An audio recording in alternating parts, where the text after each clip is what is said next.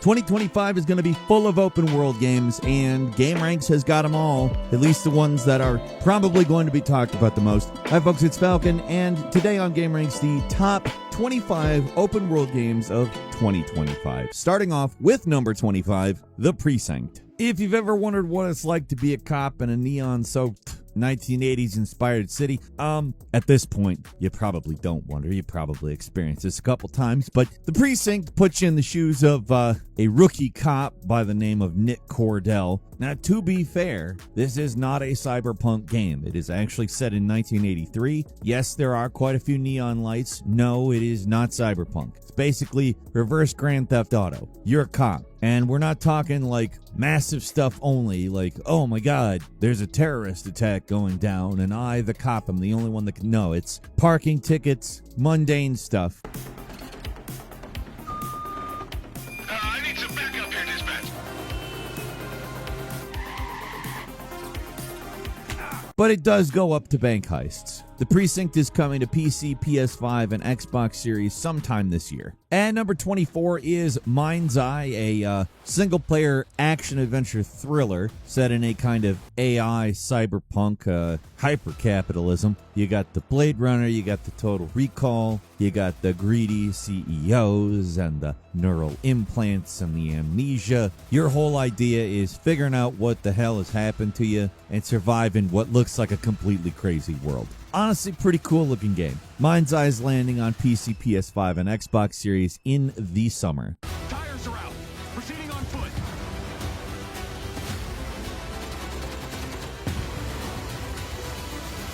I'm coming to you now. At number 23, it's Atomfall. You take a little Stalker, take a little Fallout, take even maybe a little bit of Bioshock, and that's what Atomfall looks like here. So, this game takes place as an alternate 1962 Britain. You're in a quarantined countryside district in an area 5 years after a nuclear disaster with mutated creatures, cults, all that shit.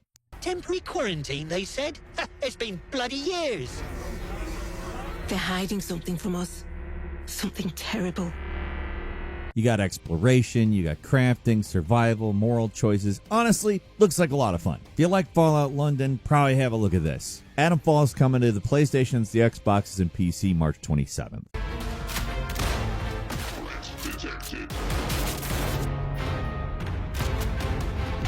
And number 22 is Assassin's Creed Shadows. How could we not be talking about this one? Feudal Japan, honestly probably the best place for an Assassin's Creed. Takes place during the Sengoku period. You got Nawe, a ninja, and Yasuke, an African-born brawler. Nawe is made up. Yasuke is actually a historical figure, although the accuracy of the depiction will no doubt be up for debate. Basically, Assassin's Creed realized they were being out-Assassin's Creeded by Ghost of Tsushima and went wild. Finally, what it needs to be. The stealth is really solid. Setting it's incredible. Ubisoft never really doesn't make beautiful, detailed worlds, but it's not the world that's really the problem. It's often other little things. There's some repetitive side activities you're going to see in games, some rough story spots, but honestly, I think a lot of people are going to be happy with this one. We're maybe a little pickier, but also, it's good to see the series on the up. Assassin's Creed Shadows is landing on PS5, Xbox Series, iPad, and PC on March 20th. And number 21, it is Crimson Desert. What started out as an expansion or maybe a sequel to Black Desert Online turned into like Game of Thrones and The Witcher wrapped up into one crazy looking thing. You're a battle-weary mercenary haunted by his past, and your only therapy is like sword fights.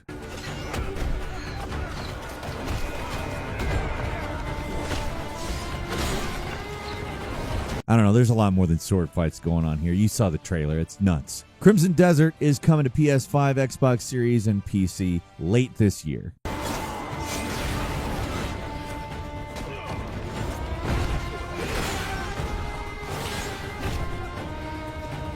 And number 20 is Dune Awakening. Hey, you want a Dune MMO? Well, that's it. You got one. Basically, we're looking at kind of a Conan Exiles meets No Man's Sky type situation. You start with a knife, you scavenge for resources, build shelters, and also it's Dune, so everything wants to destroy you.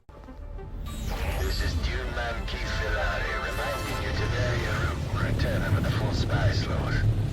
My crew found a shortcut. We become... Will you become the king of the spice trade? We'll see. Dune Awakening is landing on PC May 20th with a PS5 and Xbox Series release coming sometime later.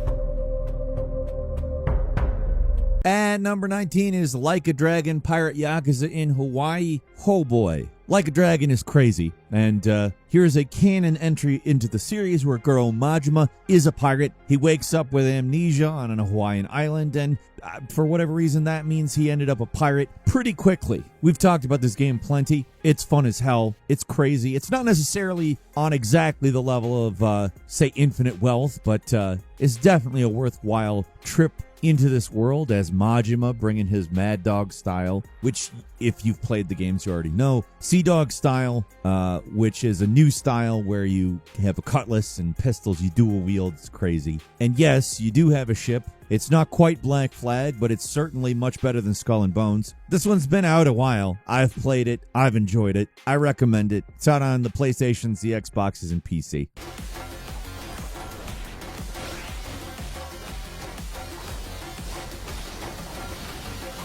At number 18 is Ghost of Yotei. We've moved forward about 3 centuries from the Ghost of Tsushima, so we're dealing with slightly more modern things. Not necessarily powerfully more modern, but obviously Jin Sakai is not alive anymore. You're Atsu, a different warrior, and I don't know if it's going to exactly be like more of Ghost of Tsushima or if they're throwing in some other elements, like maybe we'll see a little bit of Sekiro stuff in it. I do hope Atsu's journey is as compelling as Jin's. We'll see.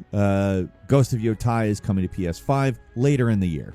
At number 17 is Alkahest. Hey, you like Dark Messiah of Might and Magic? You like Kingdom Come? Would you like maybe even a little tiny bit of kind of looks like maybe BioShock? I'm not sure. But we got an adventure RPG that looks like we got some sort of alchemical chaos tossed into a kind of, I hesitate to say Dishonored exactly, but I also can't help but think of it. I mean, you have a complex alchemy system here, which is something none of those games have.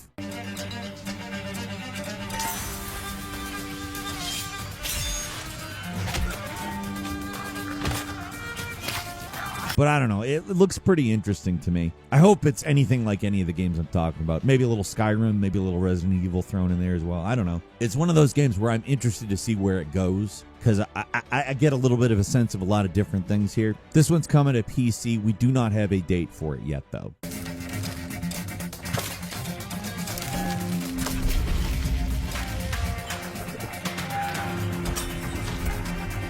And number 16 is Hell Is Us. This one puts you into the shoes of Remy, who is a UN peacekeeper. He goes AWOL to go back to his home country of Hedaya to uncover his roots, but it's also crawling with what they're calling Hollow Walkers. Sound very Death Stranding to me, but the game itself is very different. You have sort of archaic melee weapons because the Hollow Walkers are immune to like modern weaponry. So you got kind of a Dark Souls meets Death Stranding meets Spec Ops The Line thing. Definitely an odd combo, but something that looks interesting. Hell Is Us is coming to PS5, Xbox Series, and PC on September 4th. And number 15 is Ark 2. Hey, remember Ark? That crazy prehistoric survival game? Well, hey, guess what? It's going more fast and more furious because now it has Vin Diesel. That's not really all that's different from the first one. It's got a massive overhaul. World looks incredible. You got third-person Souls-like combat, which I think probably a good idea. But I think perhaps the most interesting aspect here is full platform cross mod support in Unreal Engine 5, meaning Bethesda really has no more excuses. Time to move to a new engine, guys. At least, I mean, if this game is awful, maybe they have an excuse, but we'll see. We'll see. It looks good to me. Ark 2's coming to Xbox Series and PC late in the year.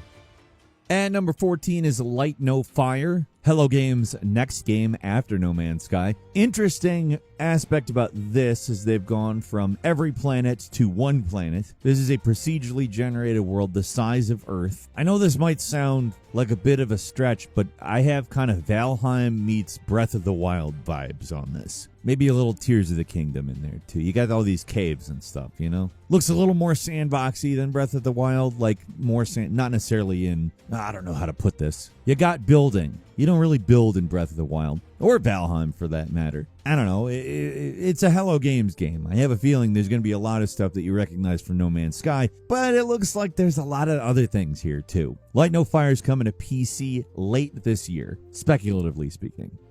And number 13 is Exoborne. We're really starting to feel Death Stranding's impact on the gaming world. So this game has the United States transformed into a chaotic wasteland and has you navigating dynamic weather events. Sounds a little familiar, doesn't it? To be fair, the focus of this is battles and customizing your exo rig, which is, I mean, I don't say this in a bad way, looks like what maybe Anthem could have been.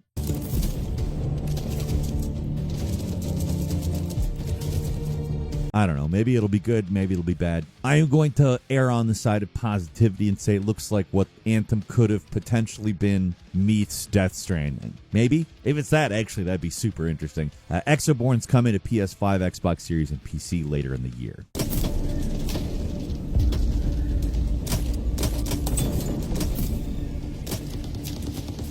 And number 12 is Project the Perceiver, an open-world action game brought to us by Paper Games 17 ZHE Studio. I have no idea how to say that. But you step into the role of Master of Varietas. You are a figure of perceiving and consolidating diverse ideals into powerful masks. I don't know what that means. It sounds cool, though, does it not? Because you can wear these masks, and they grant you different combat abilities, and I don't know. Is this Majora's Mask meets Sekiro?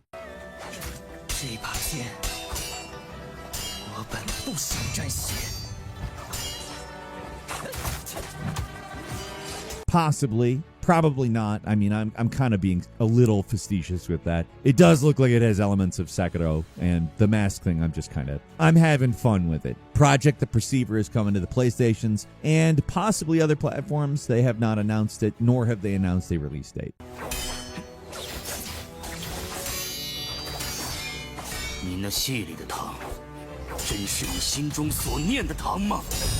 And number 11 is The Outer Worlds 2. So The Outer Worlds is a fantastic game from Obsidian. This is the sequel. Takes place in a different star system, the Arcadia star system. I mean, we're basically talking about, like, perhaps what Starfield should have been. Although it's got a little bit more of that Fallout energy, where there's a tinge of that silliness. Almost a Futurama kind of thing, if Futurama was a little more serious. I don't know. I enjoy the hell out of the Outer Worlds. I will enjoy the hell out of the Outer Worlds too. It's that simple. Coming to PS5, Xbox Series, and PC later in the year. And number 10 is the Ballad of Antara, a Souls-like that is actually a free-to-play. You don't really see that too often. More of a, I don't know, actually a lot of people copied the Breath of the Wild template for free-to-plays. Basically, imagine if Genshin Impact was more modeled off Dark Souls. I mean, we got some pretty interesting looking landscapes here. Lot of variety. You got the forests, you got the wastelands, you got, I don't know, this is a different looking one. Obviously, free-to-players have a lot of peril involved in the possibilities of how they fleece you for cash, but there's potential here. Ballad of Antara is coming to the PS5 and PC, as well as mobile platforms later in the year.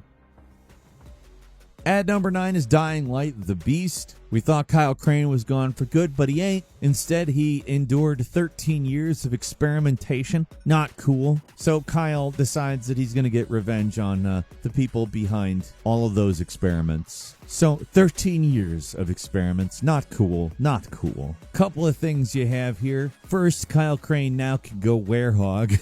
Second off, he's got a grappling hook. What's not to like about either of those things? In my opinion, we're definitely talking about something that looks like a fun game. Dying Light the Beast is coming to the PlayStation, the Xboxes, and PC in the summer. And number 8 is Borderlands 4. Borderlands 4. Gearbox telling us we're reining in the humor from the third. It's not like there's going to be no humor, but we're going to try to be a little darker, a little more mature. We'll see how many fart jokes that includes. Probably some. I can't imagine none. But we are apparently dealing with a fully open world, no loading screens, grappling hooks, gliding, tons of new guns. It's Borderlands, so I think you should know what you're getting with it, but man, does it seem like they expanded on the formula in a good way. I mean, obviously that's just from looking at it. We'll see what it's like when we're playing it, but Borderlands 4 looks like a hell of a lot of fun. It's coming to PS5, Xbox Series, and PC September 23rd this year.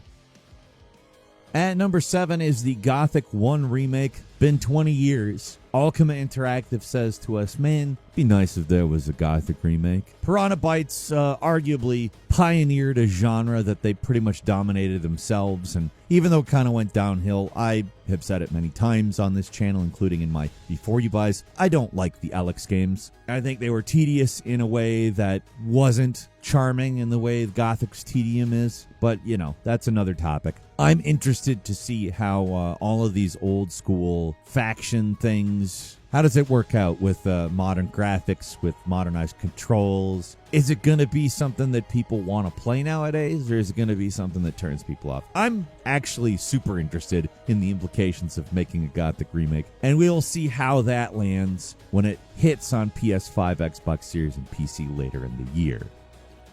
And number 6 is Where Winds Meet. This is a martial arts centric open world game that obviously combines handcraft and swordcraft with the 5 dynasties and 10 kingdoms period of ancient China. Man, are we getting a bunch of history lessons about China's feudal eras, aren't we? Now, what's interesting is that beyond the combat stuff, you're going to get roles like doctor or merchant, and you actually have like influence over the world around you. I don't know. I get Witcher vibes, Witcher 3 vibes from this game. Even though it looks like the combat is probably nothing like The Witcher 3, it feels a lot like that world. Where Winds Meet is coming to PS5 and PC sometime this year. It's already out in China. I'm not in China. You're not in China. At least you're probably not in China. So we'll get it later in the year.